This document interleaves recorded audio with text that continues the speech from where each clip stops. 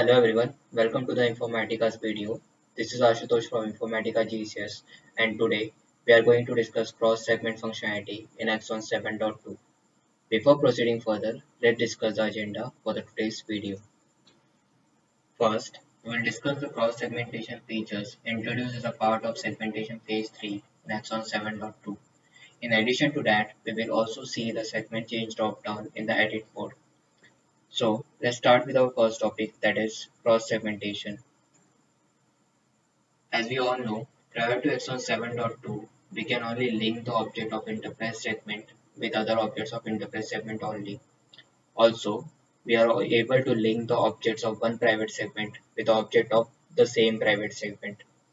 Now, starting from Axon 7.2, we can link the object of enterprise segment with the object of private segment as well. And also the vice versa, that is, we can link the object of private segment with the object of enterprise segment. Please note, we cannot link the object of one private segment with the other private segments. For example, let us consider we have two segments named UK and USA. We can link the object of UK with enterprise or the object of USA with the enterprise segment, but we cannot link the object of UK segment with the object of USA segment. The next functionality is we can edit the segment of the object by simply editing it. Once we selected the target segment for the object and after saving it, the Axon will trigger the bulk upload job, and based on its validation, it will change the segment of an object. In case of any failures, you can check the status of the bulk upload job under My Account, Activity Stream and My Job section.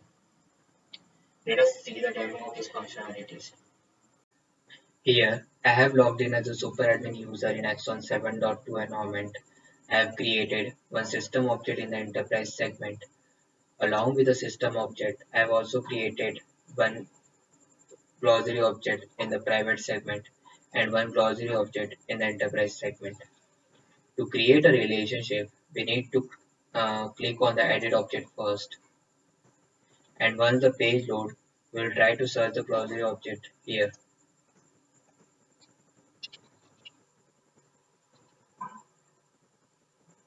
As we see, when we try to search the glossary object, we'll get the option of all the glossary object based on the access of users on the segment.